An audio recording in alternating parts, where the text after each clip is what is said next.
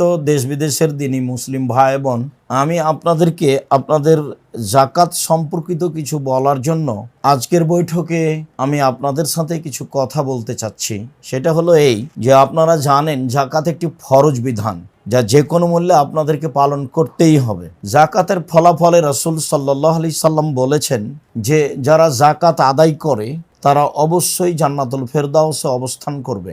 জাকাতের ফলাফলে রাসূল সাল্লাল্লাহু আলাইহি সাল্লাম বলেছেন যে, মানুষ যদি 5 ওয়াক্ত সালাত আদায় করে, আল্লাহর সাথে শিরক না করে, সিয়াম পালন করে, জাকাত প্রদান করে, তাহলে সেই লোক সরাসরি জান্নাতে যাবে মর্মে তিনি একটি লোকের কথা উল্লেখ করেছেন।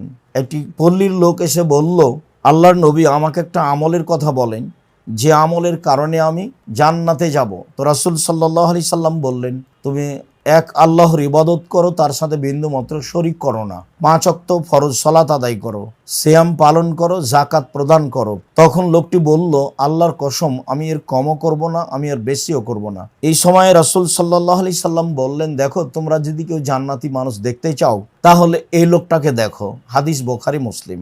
অত্র হাদিস এবং কোরআন প্রমাণ করে যে জাকাতের ফলাফলে মানুষ জান্নাত পাবে, এমনকি জান্নাতুল ফেরদাউস পাবে। জাকাত তো মানুষকে আদায় করতেই হবে, কেননা জাকাত ফরজ বিধান, যে কোনো মূল্যে মানুষকে জাকাত আদায় করতে হবে। তবে ফলাফলে রাসূল সাল্লাল্লাহু আলাইহি সাল্লাম এভাবে বলেছেন। আপনাদেরকে আমি আরো একটি কথা বলতে চাই যে, মানুষ যদি নিজে থেকে জাকাত আদায় না করে, তাহলে সরকারি যদি নিয়ম নীতি থাকে তাহলে জোরপূর্বক জাকাত আদায় করা যায় বা দায়িত্বশীলরা করে নিতে পারে। এ কথা আমি বিভিন্ন সময়ে বক্তব্যে আপনাদের সামনে পেশ করেছি। হাদিস বুখারী মুসলিম। সম্মানিত দিনী ভাই বোন, সাথে সাথে যারা জাকাত প্রদান করে না তাদের ভয়াবহ শাস্তির কথা আল্লাহ বলেছেন, তাদের ভয়াবহ শাস্তির কথা রাসূল সাল্লাল্লাহু আলাইহি সাল্লাম বলেছেন। আর উল্লেখ্য যে জাকাত দিয়ে মানুষের অর্থ সম্পদ পবিত্র হয়, জাকাত দিয়ে লোক ব্যক্তিও পবিত্র হয়, যার কারণে রাসূল সাল্লাল্লাহু আলাইহি ওয়াসাল্লাম জাকাতের বিষয়টি অতীব গুরুত্ব দিয়েছেন। তিনি একথাও বলেছেন যে, কুল্লু লাহমিন নাবাতা মিনাস সুহতি কানাতিন নারা আওলা বিহি, যে খাদ্য খেয়ে মানুষ লালন পালন হয়, ছেলে মেয়ে বড় হয়, রক্ত গোশত বৃদ্ধি হয়, সেটা যদি হারাম উপায়ে হয় তাহলে সেটার জন্য জাহান্নামই যথেষ্ট। সম্মানিত দিনী ভাই বোন, আপনি যদি আপনার অর্থ সম্পদে জাকাত বের না করেন তাহলে এই সম্পদ হয় অপবিত্র। আর এই সম্পদ ভক্ষণ করে মানুষ কোনো ইবাদত করবে, সে ইবাদত কবুল হবে না, কেননা এই শরীরের জন্য জাহান্নামই যথেষ্ট। সাথে সাথে জাকাত হচ্ছে অন্য মানুষের হক। আপনি যদি জাকাত আদায় না করেন তাহলে আপনি অসহায় পুরুষ, নারী, এতিম, গরিব মানুষের হককে নষ্ট করলেন। আপনি হক নষ্টকারী একজন অপরাধী হিসাবে বিচারের মাঠে গণ্য হবেন। তখন আপনার বিচার পরে হবে, যা রাসূল সাল্লাল্লাহু আলাইহি সাল্লাম বলেছেন। সব মিলে আমরা বলতে চাই যে, একটা বাড়িতে গমা সাপ অতটুকু ভয়ঙ্কর নয় ওই সম্পদ যতটুকু ভয়ঙ্কর যেই সম্পদে জাকাত বের করা হয়নি। মর্মে আমি দেশ বিদেশের সকল দিনী ভাই বোনকে বলতে চাই যে, আপনারা এটাকে ভারী মনে না করে হিসাব নিকাশ করে জাকাত বের করে হকদারদের কাছে পৌঁছিয়ে দেন।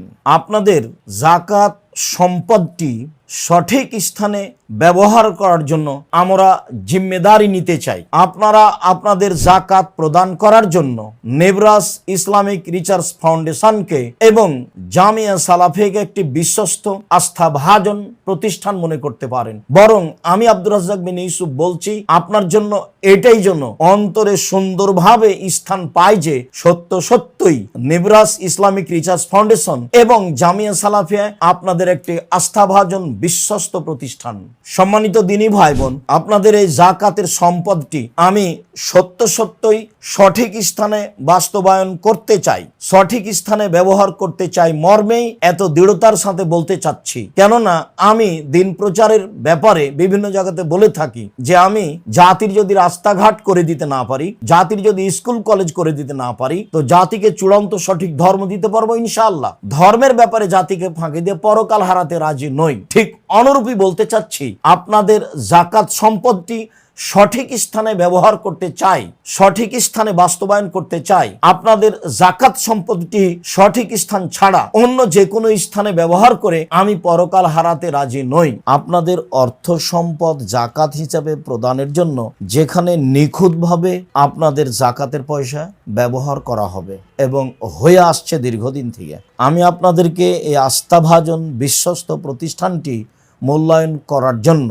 এবং আপনাদের জাকাত হিসাবে যে অর্থ সম্পদ রয়েছে সেটা নির্ধারিত স্থানে সঠিকভাবে বাস্তবায়নের জন্য, ব্যয় করার জন্য জামিয়া সালাফিয়াকে গ্রহণ করার জন্য আন্তরিকভাবে অনুরোধ জানাচ্ছি।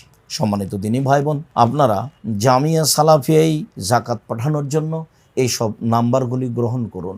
বিশেষভাবে জামিয়া সালাফিয়ার পক্ষ থেকে একটি জাকাত ফান্ড অ্যাকাউন্ট নাম্বার রয়েছে, সেটা আপনারা ব্যবহার করবেন, সাথে সাথে অন্য নাম্বারগুলি আপনারা সময় মতো ব্যবহার করতে পারবেন। সম্মানিত দিনী ভাই বোন, সরাসরি অনলাইন থেকে জামিয়া সালাফিয়ার সকল খাতে দান ও জাকাত পাঠানোর জন্য ভিজিট করুন NIRF.org.bd। আসসালামু আলাইকুম।